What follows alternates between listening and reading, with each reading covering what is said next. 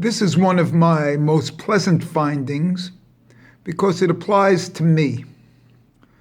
It's also one of my deepest findings with a few hiddushim thrown in. I'm going to talk about Pesach Sheni, the second Pesach. Those who didn't observe the first Pesach because they were on a far journey or that they were associated with a dead body are not required to do the Pesach.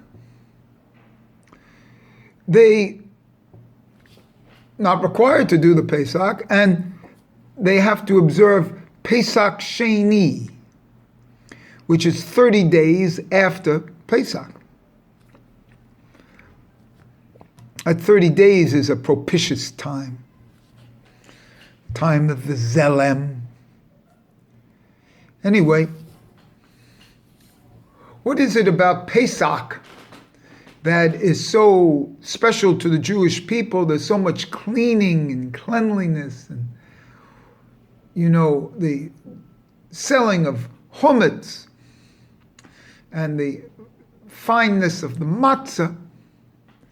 The key is that you have to have the matzah within a pure setting, a pure house, where everything is clean, so to speak.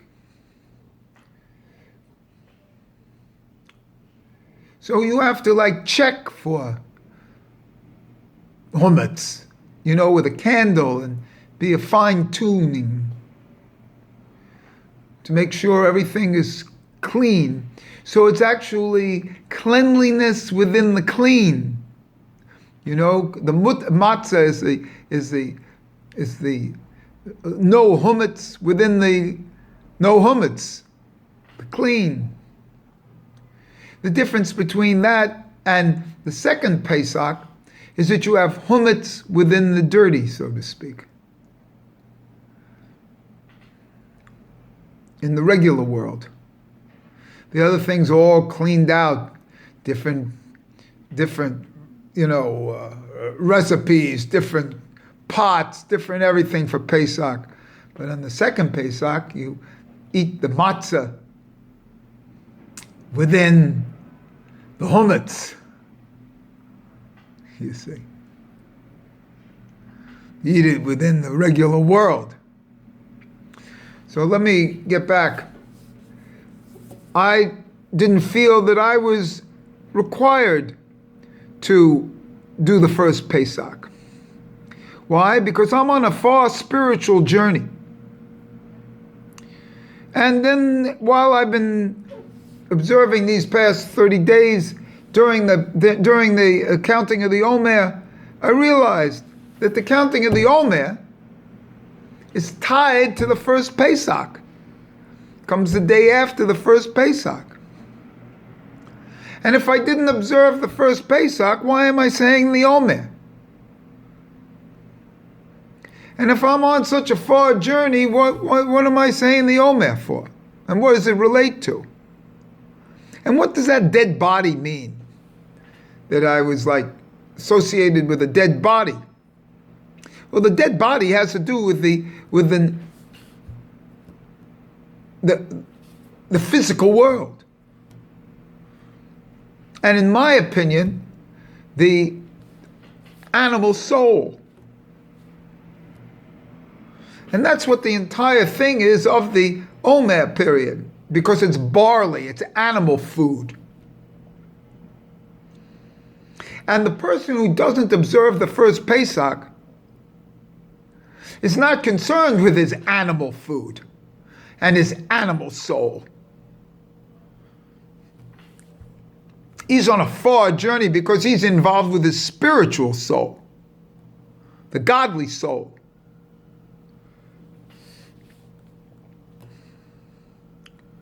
So there's a separation here, because remember, man has two souls, the godly soul and the animal soul. This animal soul is rectified in Pesach and in the 49 days of the Omer. As you say the 49 days of the Omer, you're rectifying the animal soul, the barley. And then on the 50th day you bring wheat, which is the male, which is the godly soul, the man. And further, as I'm involved in this 49-day period, this is the division between male and female, between man and woman. The woman represents the animal soul. And the man represents the godly soul. In a certain sense, that's the split of Adam and Eve.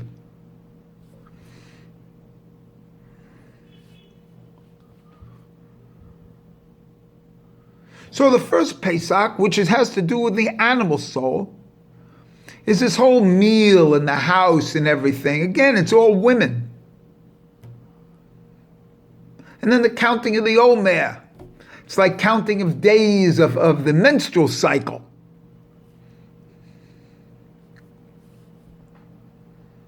Counting weeks and days.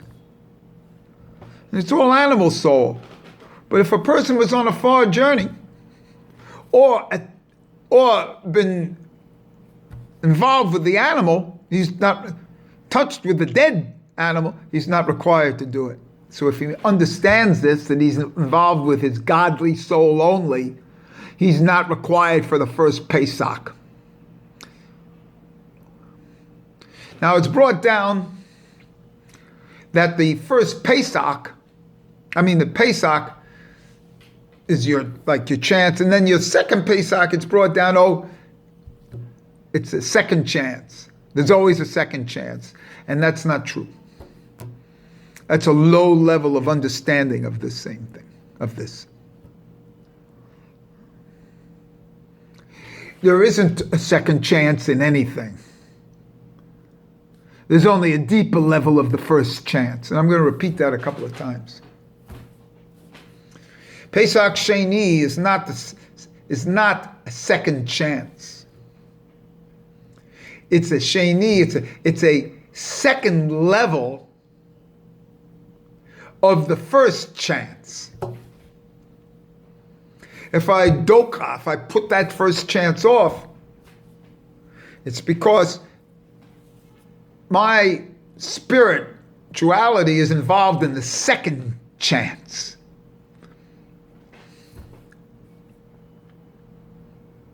It's not second, in the second Pesach, in the second level of Pesach. There aren't two chances, there's only one chance, but there's two levels of that one chance. And this is extended into other things. It's not strange that this second Pesach, Pesach Sheni, comes in 30 days after, and that 30 is Yud Hey.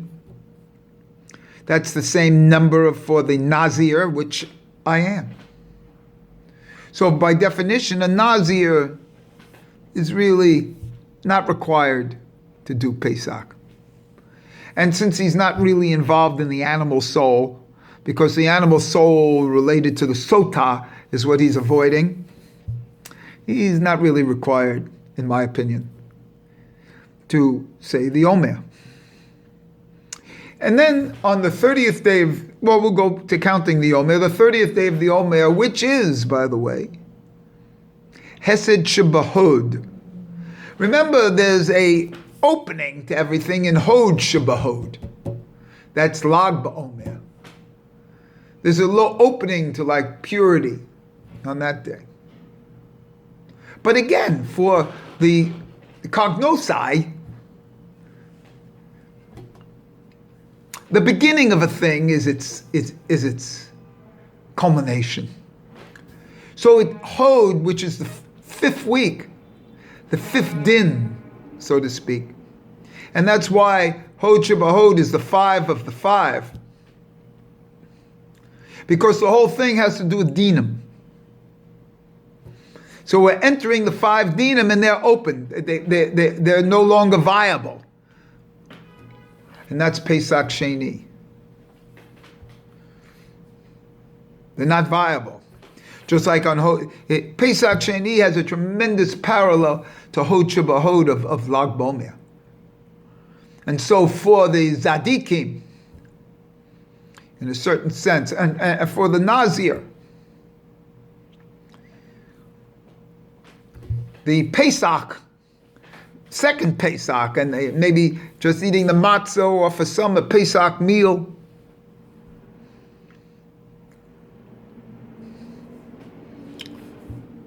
is purity within impurity. Pesach itself is purity within purity. Pesach Sheni is purity, the matzah, within impurity.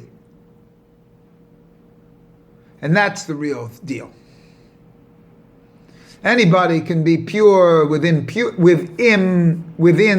pure. Clean it out, have a cleanliness fetish. But how to be pure in this world? How to be pure in New York City? How to be ruknius within the gashmius? Anybody can be ruknius within the ruknius. That's like a monastery. I want to be ruknius within the gashmius, within this world. And that's the level of Pesach Sheni. It's the second level of the first chance.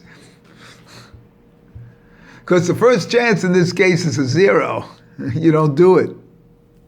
So the first chance here is a 1. The second chance is a 1. It's like a Fibonacci series. You start on the 0 and you go to 1.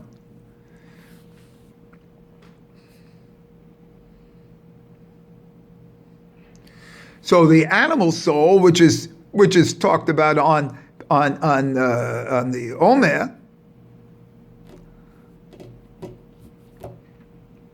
not required for the person who observes Pesach Sheni only, because he's on a far journey. He's on a far journey because he's only involved with the godly soul. So he's not counting the animal soul.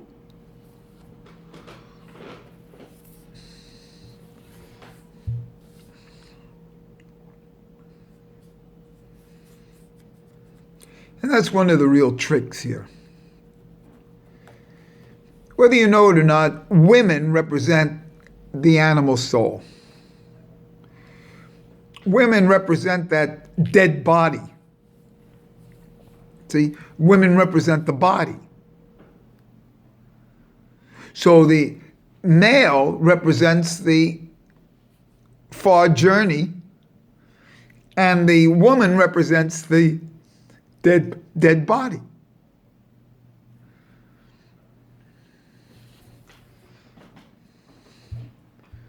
And the whole idea is that that's what makes man's observance in Torah different. It's just different.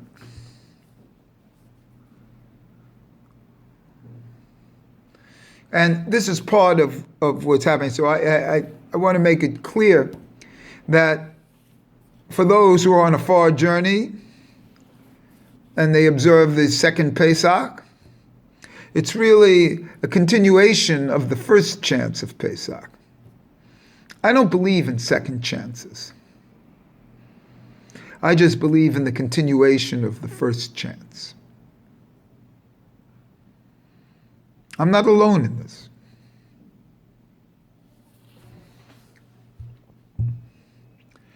And that's what one of the problems is about Torah commentary.